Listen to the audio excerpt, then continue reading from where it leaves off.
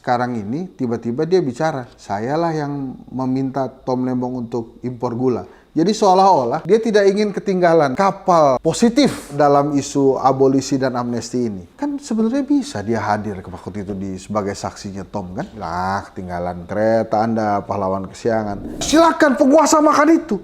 Tabungan, tidak aktif selama 3 bulan, diambil oleh negara. Terus uang amplop hajatan, dikenakan pajak. WA call, video call, suruh bayar. Kita ini apa-apa diambil. Muncullah One Piece itu. Kok pada lupa ya pejabat-pejabat ini sama rakyatnya. Pak Prabowo pada saat bertemu dengan para pemret, dia menilai kabinetnya 6. Masa ya sih presiden mau kabinetnya nilainya 6 terus? Pasti kan dia ingin 7, 8, 9.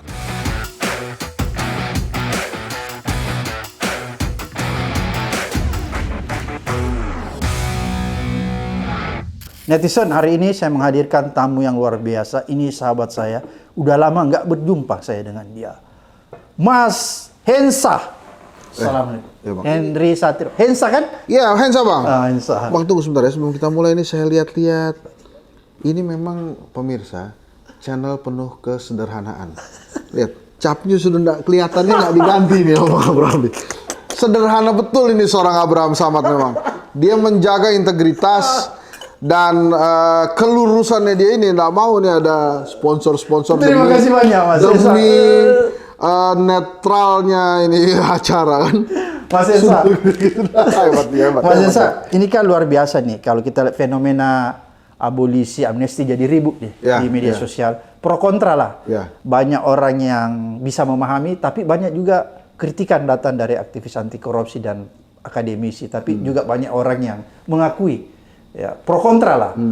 Tapi terlepas daripada itu ada fenomena di balik ini yang menurut saya perlu kita sikapi, Mas. Apa sih di balik pemberian abolisi dan amnesti ini kalau kita lihat dari konteks politik? Apakah Prabowo sudah menyatakan kepada Jokowi, "Hei Jokowi, kamu sekarang tidak bisa lagi menyetir saya"? Kira-kira gimana, Mas?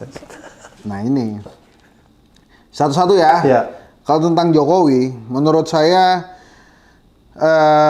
Jokowi tahu ini. Oh, tahu. Menurut saya mungkin salah satu yang diperbincangan di Solo waktu Pak Prabowo jenguk Pak Jokowi, saya pakai kata jenguk lah, karena kan saat itu Pak Jokowi juga tidak sehat ya. Mungkin setelah mikirin gajah itu kan, sekarang masih belum sehat betul. Jadi Pak Prabowo namanya orang baik kan, berkunjung pada Presiden bukan menghadap?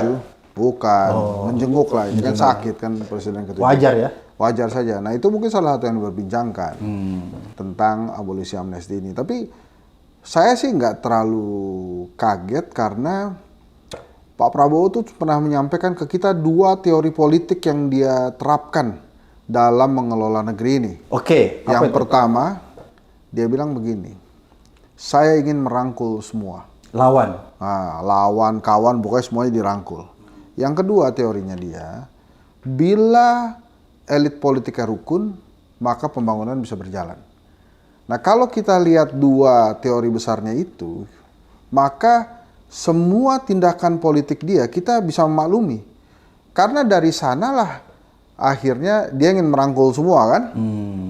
Diberikanlah amnesti ke Hasto Kristianto. Karena dia mau merangkul PDI Perjuangan. Ibu Mega. Secara dalam, secara lebih dekat lagi dengan Ibu Jangan Mega. dulu, berarti pemberian amnesti kepada Hasto itu bargaining politik ya?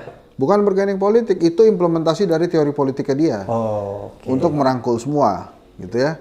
Nah, ada yang bilang begini, ya kalau Hasto aja yang dikasih kan nanti timbul gejolak, gitu ya. Maka kemudian diberikan juga Tom Lembong. Tapi menurut saya tidak begitu. Saya tetap mengacu kepada 2 teorinya Pak Prabowo itu, merangkul semua dan bila elit politiknya bersatu maka pembangunan bisa jalan. Memang kita tidak bisa melihat hanya Tom Lembongnya. Tapi Bang, di belakang Tom Lembong itu ada kekuatan besar. Namanya bukan Anies. Anies itu salah satu tokoh yang dekat dengan Tom Lembong. Tapi kekuatan yang dimiliki Tom Lembong yang tidak dilihat oleh banyak orang itu adalah umat. Memang Tom Lembong ini non-muslim. Tapi coba perhatikan pada saat dia di sidang, itu banyak sekali quote and quote tokoh-tokoh keumatan yang hadir. Jadi Pak Prabowo merangkul PDI Perjuangan juga merangkul umat sebetulnya. Bukannya merangkul kelompok Katolik katanya? Ya bisa juga karena dua-duanya kan Katolik. Hasto juga Katolik, tapi kemudian Tom juga Katolik. Jadi dia dapat 3 dong kalau gitu. Kalau pakai teori saya itu. PDI Perjuangan, umat dan Katolik. Lengkap. Nah dengan itu dia mengharapkan pembangunan ini bisa terlaksana. Nah kemudian ditambah lagi IG-nya Dasko kan. Dia pasang itu foto dia ketemu Bu Mega, Nanan sama Mbak Puan. Mas Nanan, Mbak Puan didampingi Pras.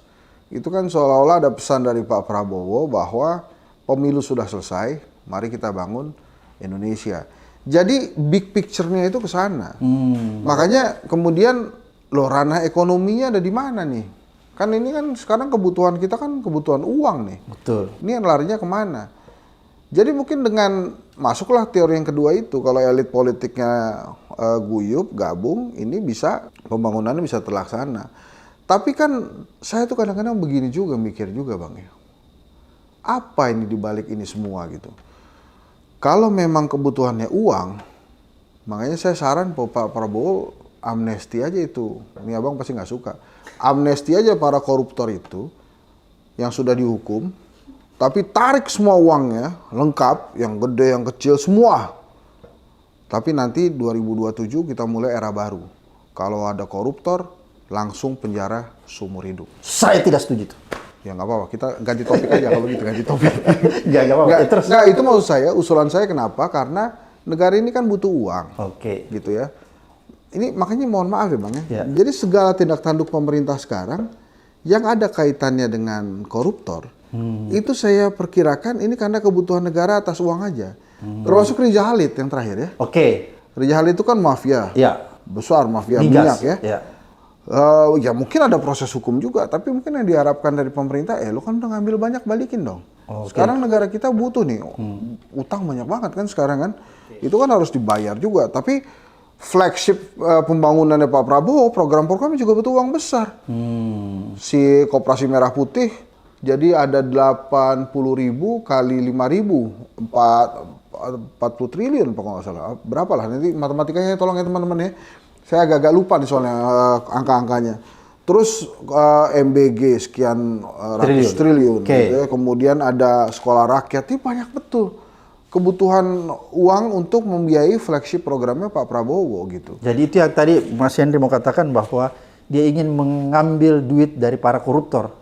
Iya, kalau menurut saya begitu. Dan menurut saya bagus tuh. Nah, as in return gimana? Mungkin Pak Prabowo akan memulai orde yang lebih baru lah, sistem baru, masa baru. Nanti di 2027 misalnya, ini saya nggak tahu ya, ini mohon maaf, bukannya saya sok tahu mengerti Pak Prabowo, tapi saya memperkirakan mungkin nanti dia di 2027, dia akan mulai era baru, sistem baru. Ada koruptor, langsung. Hukum mati? Penjara seumur hidup Bang.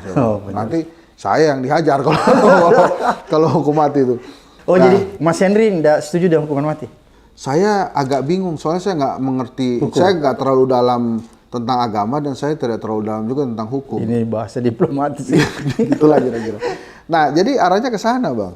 Jadi kita melihatnya memang arahnya Pak Prabowo ke sana, tapi salah satu hal yang memang menjadi pekerjaan rumah Pak Prabowo per hari ini itu ada 2. Yang pertama komunikasi pemerintah ini masih nggak bagus. Yang kedua ada gap kualitas nih antara Pak Prabowo dengan menteri-menterinya. Ini mohon maaf kan Pak Prabowo ini sangat senior. Jadi secara ekonomi, secara kapabilitas keilmuan itu jauh di atas rata-rata meninggalkan para menterinya. Jadi ibaratnya saat ini pada saat dia menulis Paradoks Indonesia yang dia katakan bahwa Indonesia negara kaya tapi rakyatnya banyak miskin, itu dia ada kesulitan bagi para menterinya untuk menerjemahkan maunya dia. Sehingga apa? Ya repot sendiri. Lagi kerja-kerja cuma komunikasinya nggak bagus, akhirnya diprotes sama masyarakat. Lagi kerja-kerja komunikasinya nggak bagus, Prabowo-nya bingung. Lagi kerja-kerja komunikasinya nggak bagus, muncullah fenomena One Piece yang sekarang itu. Si Jolly Roger itu ya. Ini kan fenomena One Piece ini Bang, ini sorry saya loncat-loncat ya. Ini kan akibat protes masyarakat. Jadi kalau One Piece itu, jadi bukan makar itu ya? Bukan makar, ini si Luffy sama tim. Jadi wajar sekarang orang mengumandangkan itu. Nggak apa-apa menurut saya. Karena Mas Hensa juga. Saya nggak ikut-ikutan tapi saya ngikutin gitu. Walaupun saya setuju dengan semangatnya. One Piece ya, setuju. One Piece itu. Jadi dia kan ingin melawan elit global. Jadi dulu berarti setuju dengan pengibaran bendera One Piece. Loh, nggak apa-apa kan? Nggak apa-apa. Itu, nih gini nih, cerdasnya rakyat Indonesia nih, si nakama-nakama ini. Gus Dur pernah berkata. Gus Dur bilang bahwa nggak apa-apa, silakan kibarkan bendera apapun asal di bawah bendera merah putih. Termasuk bendera OPM pada saat itu ya? Iya, nah memang pada saat itu OPM.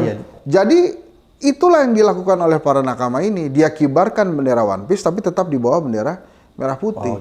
Kenapa saya bilang ini bentuk protes? Karena waktu si Luffy dan lawan Celestial Dragon ini, karena mereka ini adalah penguasa-penguasa global yang menguasai dunia saat itu.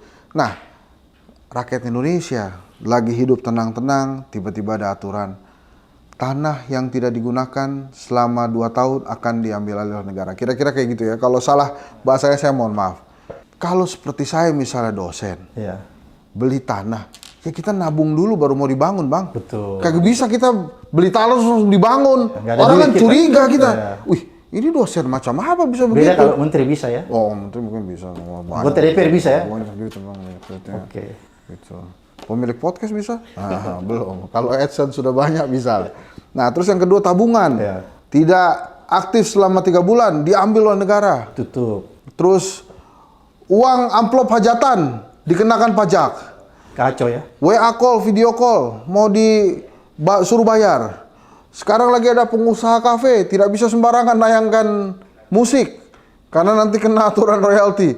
Itu kan protes-protes, jadi mau gimana sih? Kita ini apa-apa diambil, kita tahu apa-apa diambil. Muncullah One Piece. One Piece itu. Orang bilang, wah itu ada si inilah, si itulah. Jangan dilihat siapa yang memulai. Tapi dilihat kenapa kemudian rakyat semangat untuk menyuarakan hal itu. Sebetulnya kalau begini kan pemerintah dapat masukan bagus. Jadi tidak boleh serta-merta anggota DPR ini menyatakan itu makar ya? Kalau menurut saya apa makarnya di mana? Ini menyampaikan aspirasi aja. Asal Justru aja, kalau misalnya dilarang. Ini Bang, ini saya ingatkan fenomena PDI Perjuangan pada tahun 99. Diinjak itu. Pada tahun 98 kan dilarang. Begitu 99 sudah bebas di mana-mana, rakyat sampai bikin sendiri itu bendera PDI Perjuangan. Posko-posko bikin sendiri, itu kenapa? Karena dilarang. Nanti begitu dilarang, rakyat bikin sendiri. One Piece. One Piece itu si Jolly Roger. Emangnya para supir truk misalnya ya, yang apakah mereka ngikutin secara jelas itu One Piece kan belum tentu juga, tapi ya satu nggak pengen FOMO, yang kedua mungkin ya melihat memang ya namanya di jalan kan ketertindasan itu mungkin saja ada. Mereka melihat ada ketidakadilan ya? Iya, makanya ya biarkan saja ini. Justru pemerintah ini enak. Mereka mendapat sinyal awal bahwa ada keresahan di masyarakat. Jadi bisa langsung diantisipasi. Gitu. Dan kemudian yang anehnya, sampai hari ini yang namanya Menteri Kebudayaan itu sama sekali tidak tertampar. Harusnya dia tertampar lah. Fadlizon. Iya, Fadlizon itu di dunia politik kita tiba-tiba masuklah Naruto. Sekarang tiba-tiba masuklah One Piece. Itu baru dunia politik. Di dunia nyata belum lagi ada Labubu, Krayon Shinchan, terus ada lagi Upin Ipin.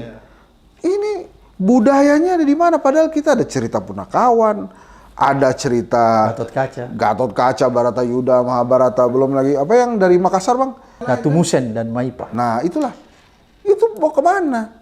Sementara dia sibuk sendiri menulis sejarah yang sebetulnya perlu diperbaiki aja, tidak perlu ditulis ulang gitu kan. Harusnya dia tertampar, tapi kan enggak. Nah, ini juga fenomena. Makanya tadi sebelum kita masuk ini, saya ada komunikasi dengan salah satu kawan kita yang sudah jadi pejabat. Apa kabar gitu ya. Terus kita tunggu kan, kemudian dia menelpon. Oh, kabar baik Ken gitu. Enggak, ini saya mau kasih tahu aja, mungkin hanya di Konoha ada rakyat yang bertanya apa kabar kepada pejabatnya. Harusnya pejabat nanya rakyat lah, apa kabar rakyatku? Nah, ini rakyat tanya ke pejabat, apa kabar pejabat? Nah, ini kita cuma di sini doang. Itu bentuk apa? Ya bentuk keresahan juga. Kok pada lupa ya pejabat-pejabat ini sama rakyat ya? Berarti Mas Hensat mau bilang kalau One Piece ini ditekan, dilarang, justru ini berbahaya ya? Justru ini yang berbahaya. Jadi jangan dituduh-tuduh. Jadi Sekarang begini, satu pejabat yang komentar, dia udah nonton One Piece belum? Jangan-jangan belum. Jangan-jangan belum. Itu ada anggota DPR bilang makar itu, dia belum nonton. Belum nonton. Dan kemudian yang kedua, ya, ini sudah mengerti belum semangat dan keresahan yang terjadi di masyarakat. Makanya, Dasko lagi nih, sorry. Jadi, si Dasko nih, dia setelah itu mungkin memahami tuh apa itu nakama. Dia munculkan di Instagramnya, Kancil Persatuan Indonesia. Wah, rame lagi Kancil Persatuan Indonesia bilang, Bang, Kancil itu mencuri ketimun, Bang, Kancil itu licik gitu. Tapi saya bilang ya, saya bicara sama teman saya, Kancil memang ada sisi negatifnya. Dia licik, dia mencuri ketimun, ayo lekas dihukum, jangan diberi ampun gitu kan lagunya kan. Tapi jangan-jangan itulah cerita rakyat Indonesia yang sesungguhnya. Itulah cerita para elit, bukan rakyat Indonesia, para elit. Bang. Pada saat rakyat harus survive. Oh, oke. Dia harus survive, bahkan ketimun pun harus mencuri. Karena dia harus survive kan. Dia tidak punya daya upaya membeli ketimun. Beda dengan para pejabat yang punya uang. Berbeda. Oke. Bahkan, nah ini ada cerita juga yang melambangkan pejabat.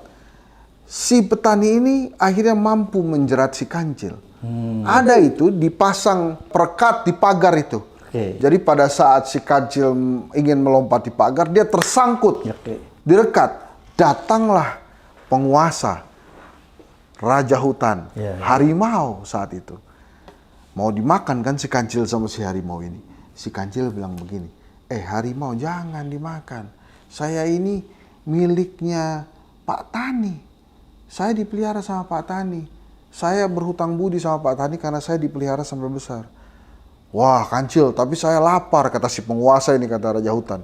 Kancil bilang begini, bantu saya lepaskan diri, turunkan saya, nanti saya tunjukkan di mana Pak Tani menyimpan ternaknya. Ada kerbau, ada kambing, nanti silakan. Jadi ini ilustrasi yang ada di negara kita. Iya, silakan penguasa makan itu. Dibantu dilepaskan kan, si Kancil ini sama harimau sih. Setelah dilepaskan, Kancilnya lari. Penguasa merasa tertipu kan. Wah, sialan juga ini. Tapi itulah. Itu konteks di penguasa Indonesia. Iya, pada saat penguasa mau makan rakyat, rakyat ini banyak akal juga. Dia lari juga gitu ya. Biasa bang, penguasanya ini harimau masih muda. Jadi dia masih gagah-gagahnya. Saya sarankan Mas Gibran. Mas Gibran ini kan masalahnya trust. Orang nggak percaya sama dia? Orang nggak percaya dia punya kualitas. Makanya saya bilang sama Mas Gibran sekolah lagi aja. Ambil S2. S1. S2 lah bang. Kan katanya belum S1. Ya katanya dia sudah S1. Oh sudah. Makanya saya bilang begini, ambil S2 di Indonesia saja. Tapi masalah administrasi nggak tanggung jawab ya. Itu diurus sendiri masalah administrasi. Ditanya lagi kan, ini dari Ansah sih kasih solusi. Ditanya lagi di mana ya? Di mana lah? Di UI atau di mana lah? Tapi kalau mau ketemu Henry Satrio, ambil S2 di Paramadina. Jadi maksud saya, nih saya kasih tahu nih Mas Gibran, ini solusi. Ya, kan Anda ada masalah di trust kualitas kan. Orang nggak percaya kalau Anda punya kualitas. Sekolah lagi aja S2. Kalau misalnya dia belum ada S1-nya, bisa nggak dia diterima di Ya, Paramadina di S1? Makanya Maksudnya Kak, diterima. Oh, S1 bisa. S1 bisa. Jadi Mas bisa. Hensa bersedia menerima Gibran S1 di Paramadina? Iya, bisa. Nanti saya bicara sama Pak Rektor Didi Rabini ya. Ya Pak Rektor ya. Nah, makanya kan tadi saya bilang, ambil S2, administrasi tanggung sendiri. Jadi maksud saya administrasinya dilengkapi aja. Kalau udah ambil S2 kan nanti ketemu saya nggak ngajar S1 lagi bang, saya ngajarnya S2 gitu. Tapi ntar nanti pada saat mata kuliah opini publik atau leadership atau komunikasi politik ketemu saya tuh. Jadi anak emasnya Pak Jokowi itu ternyata bukan Gibran bang. Kenapa? Karena pada saat pidato Pak Jokowi di PSI itu diralat oleh Pak Jokowi. Kelihatannya anak emasnya Pak Jokowi itu Kaesang bang. Kaesang ditempatkan oleh Pak Jokowi sebagai ketua umum PSI. Ini ketua umum partai politik loh bang. Sejajar loh nih sama Bu Mega, sama Oso, sama Bahlil Lahadalia, bahkan sama Pak Prabowo. Ketua umum partai politik. Kaesang disejajarkan dengan Iya. Dan pada saat Pak Jokowi bicara, jangan tergesa-gesa, bukan 2029, mungkin 2034. Jadi artinya, dia siapkan Kaesang dalam sebuah tangga politik menuju 2034.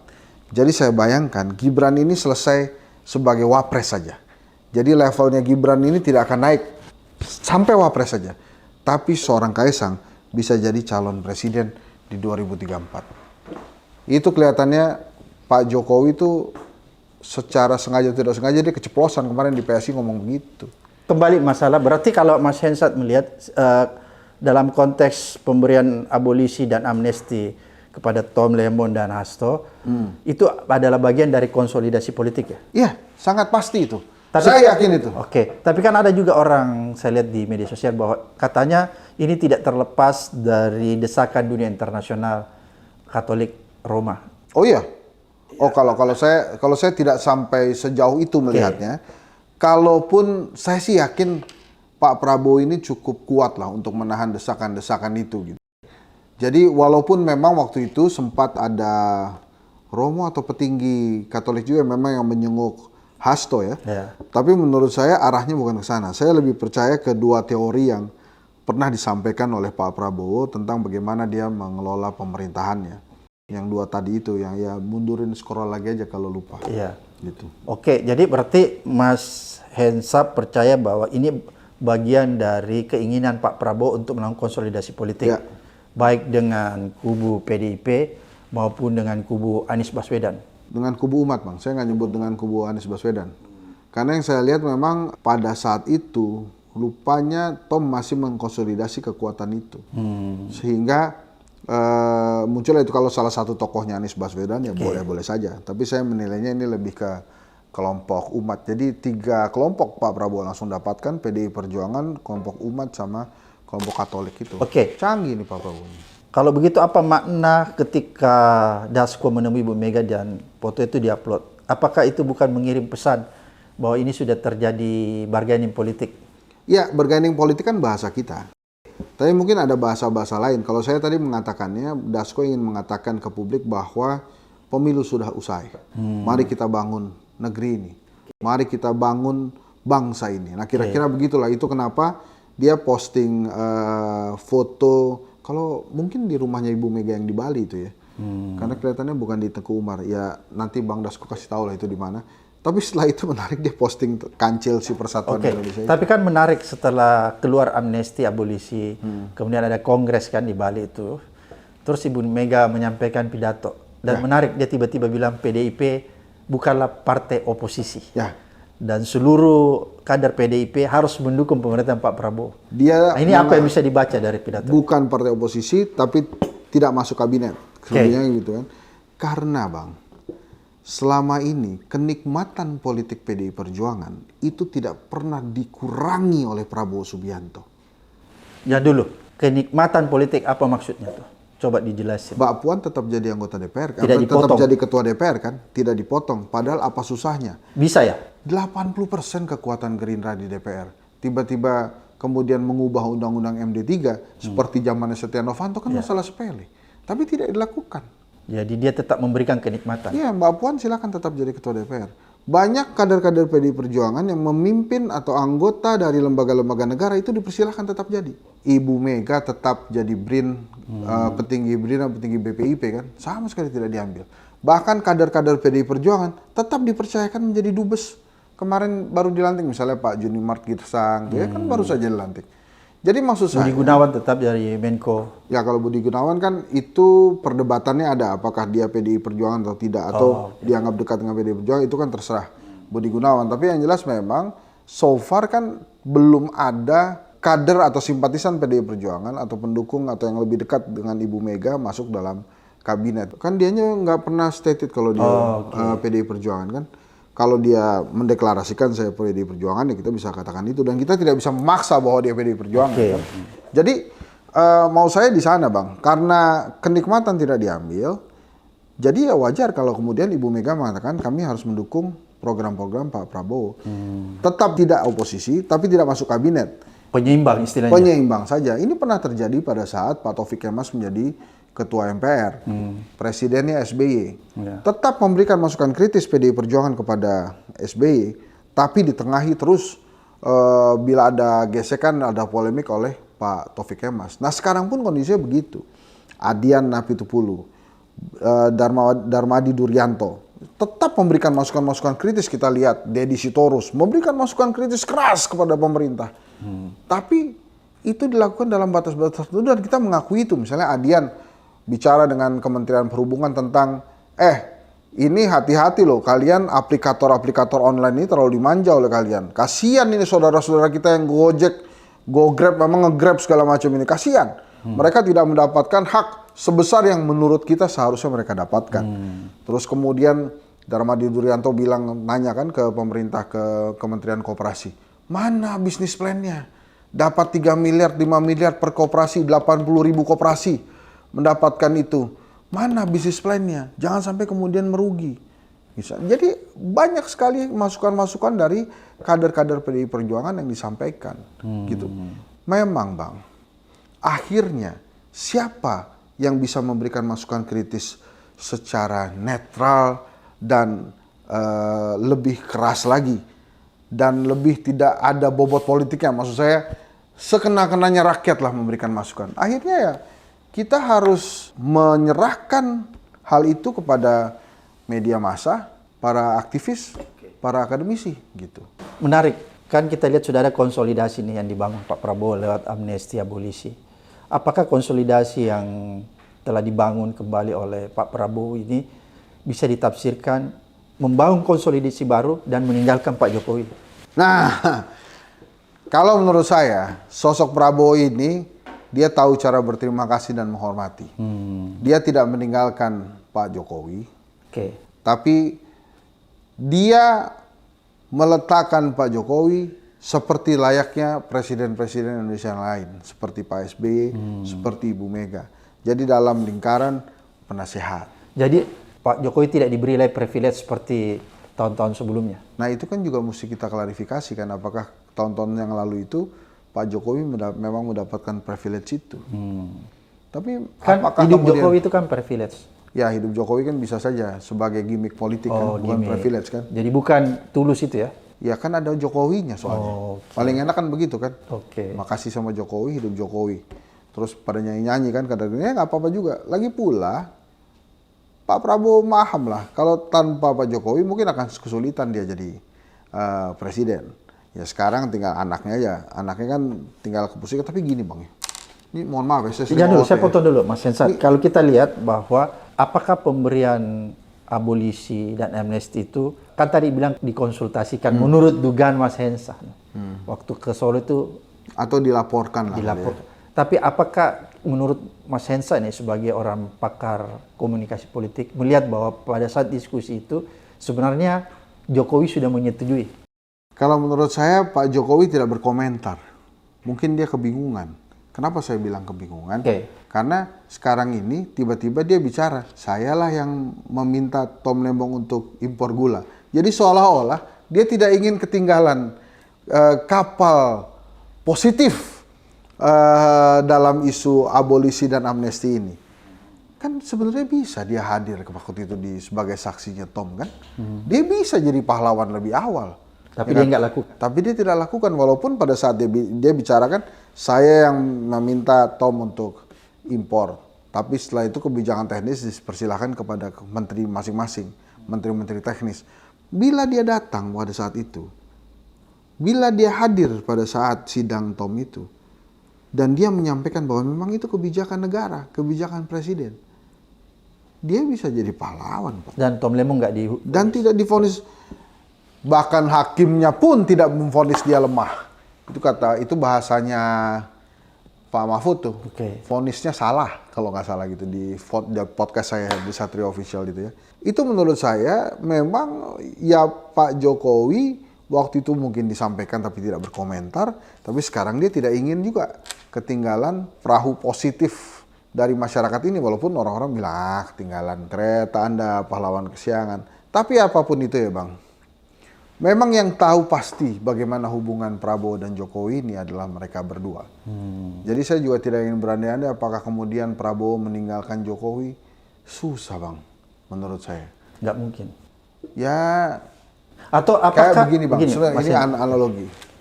Saya jarang ketemu Abang. Tapi kan kita sering ber-WA. Kalau ber-WA itu kan tidak perlu kelihatan seperti di podcast ini. Dari hati ke hati. Iya, jadi maksud saya adalah komunikasi itu. Dan saya yakin juga memang Pak Prabowo dipersiapkan oleh Pak Jokowi, mungkin bisa begitu juga.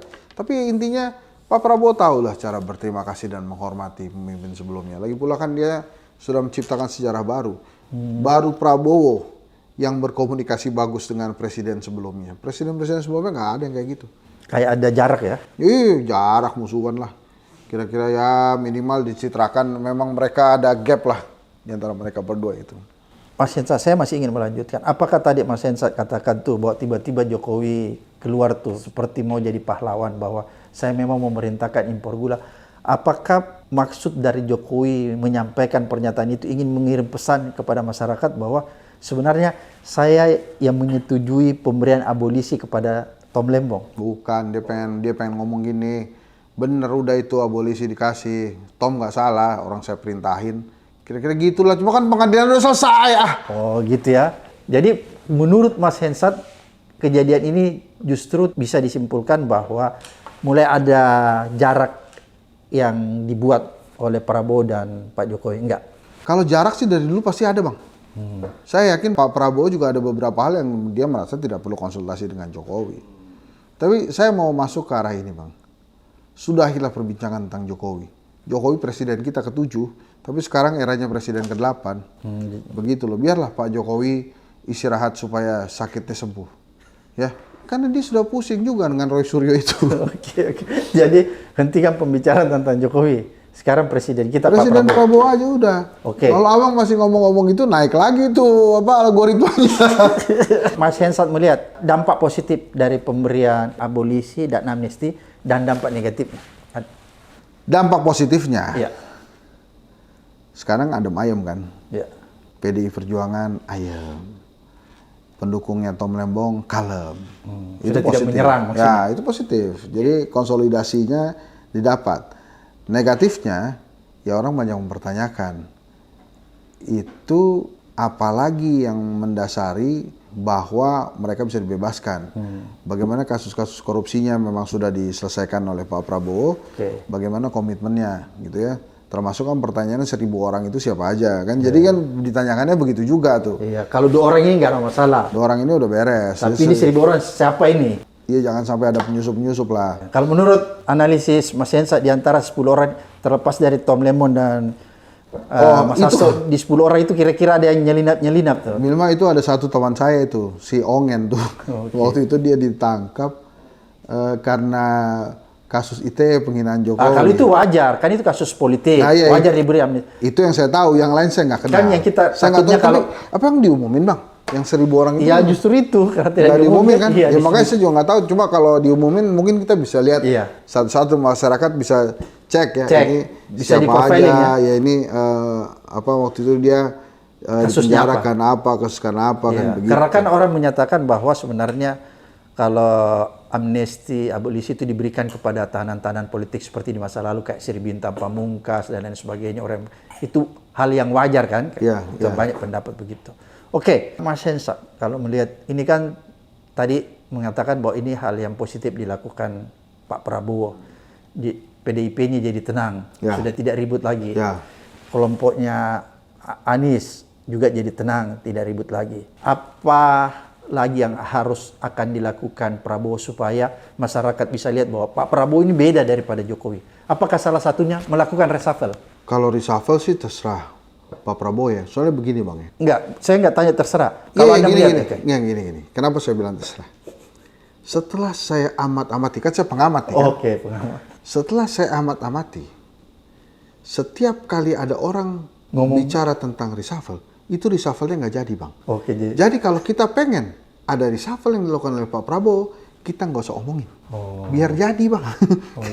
Bener berkali-kali.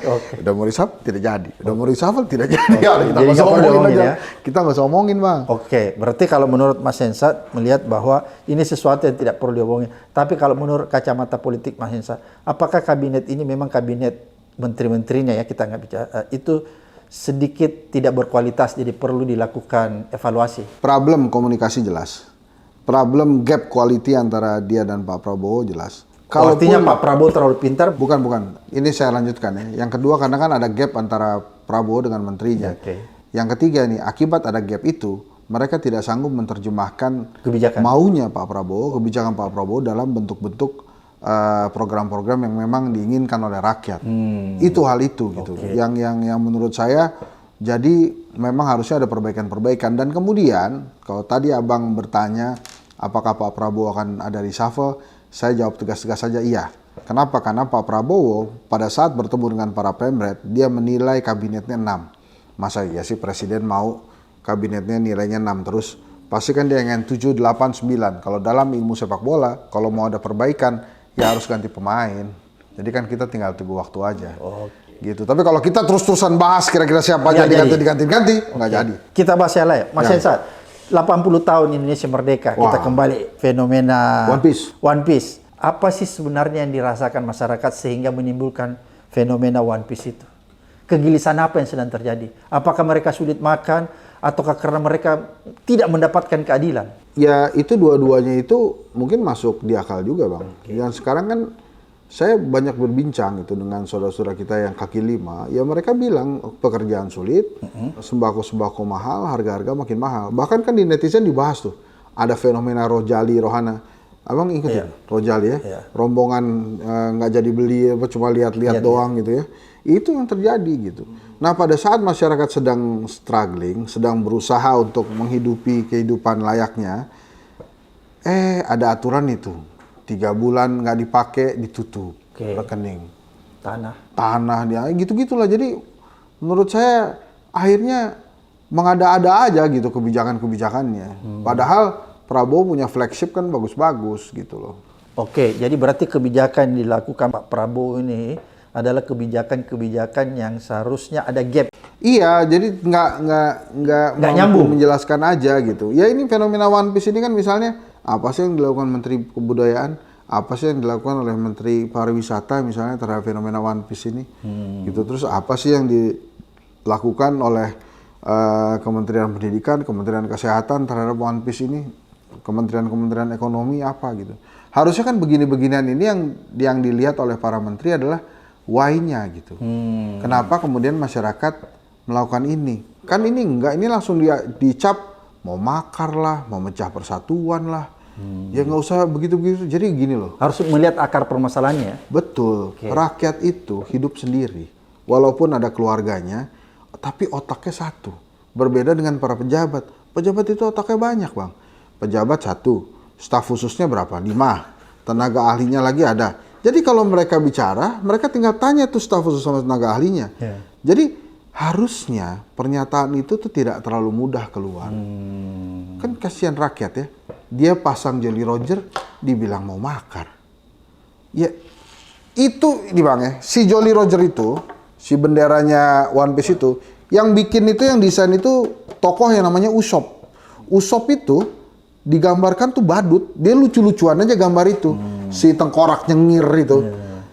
Waktu dia jadi mau dipasang sama si Luffy itu juga ketawain. Sama Nami dan teman-teman itu diketawain. Tapi akhirnya dipasang juga itu. Karena dia lucu. Dan akhirnya jadi maskot tuh. Si Jolly Roger itu. Tapi maksud saya pada saat membuat logo itu, semangatnya ini adalah semangat bajak laut yang riang gembira gitu. Yang memang ingin memberantas kekuatan elit global yang terlalu mengekang. Artinya ada perasaan ketidakadilan ya sebenarnya itu ya. Tadi seperti yang Bung Hensat. Kan ada dibilang nih, sorry nih. Katanya, wah ini ada kelompok apa waktu itu Bang, anarko ya. Ini yang menginisiasi gini. Jangan lihat ke sananya. Jangan lihat sananya, tapi lihat kenapa protes ini kemudian disambut oleh masyarakat. Itunya loh. Jadi jangan tokohnya yang dikebiri tanpa tahu dulu apa maksudnya. Saya tidak membela kelompok yang awal-awal menginisiasi ini juga ya. Tapi yang saya ingin sampaikan ke pemerintah adalah dengar. Ini rakyat punya keluhan, dengerin. Gitu. Ada teorinya dari John Hopkins University, bukan teori lah. Ini ada slogan, learn to listen and listen to learn. Itu yang harus dilakukan oleh pemerintah sekarang. Dengerin aja. Anda lupa pada saat Anda jadi rakyat. Kan mudah-mudahan enggak kan. Kan waktu jadi rakyat kan juga banyak pejabat yang bareng-bareng kita ya Bang. Jadi Ya didengerin aja, inget aja pada saat Anda jadi rakyat, ya ada juga sekarang pejabat-pejabat yang dulu ngehajar Prabowo juga sekarang masih jadi pejabat kan. Ya itu emang nggak tahu malu tuh orang-orang. Oke, berarti sebenarnya intinya fenomena perasaan ketidakadilan ya. Melawan elit global, seperti begitulah kira-kira ya. Karena tadi Mas Hensat mencoba kalau dalam konteks di negara kita ini kan misalnya ketidakberdayaan kita, kemudian ada kebijakan-kebijakan yang sebenarnya itu tidak pro rakyat, misalnya apa itu account di bank yang tidak aktif, kemudian ada tanah yang tidak digunakan 2 tahun harus diputihkan. Apakah menurut Mas Hensat nih, orang yang berada di kelas menengah ini ya, kebijakan-kebijakan itu juga menyentuh langsung ya, bukan saja di kelas bawah tapi kelas menengah pun ya, misalnya itu tanah itu menyentuh langsung ya? Iya bang, kan nggak bisa orang beli tanah langsung dibangun kecuali memang uangnya banyak betul gitu. Ya mau saya jangan terlalu mudah lah membuat kebijakan-kebijakan yang gitu-gitu aja, yang apa menyusahkan. Fahri Hamzah tuh. Naikin aja pajak tanahnya supaya mereka mau tinggal di rumah susun. Nggak boleh gitu ya? Ya ampun. Maksud saya ya itulah, mereka lupa pada saat mereka menjadi rakyat bagaimana itu. Sedihnya, aduh, mudah-mudahan nanti kalau abang jadi pejabat tidak seperti itu ya bang. Oke, Mas Hensat, apa yang kita bisa petik nih dari semua peristiwa ini?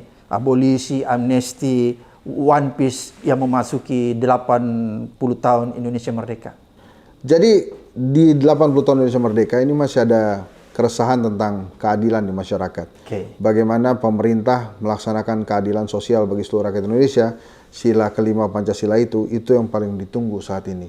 Karena pada saat ini ekonomi tidak terlalu baik, kebutuhan masyarakat sulit sekali dipenuhi, lapangan pekerjaan juga sulit didapat, dan hal-hal lain yang ada kaitannya dengan kehidupan kita itu memang sulit sekali dinikmati. Padahal Indonesia adalah negara yang gemah ripah loh jinawi.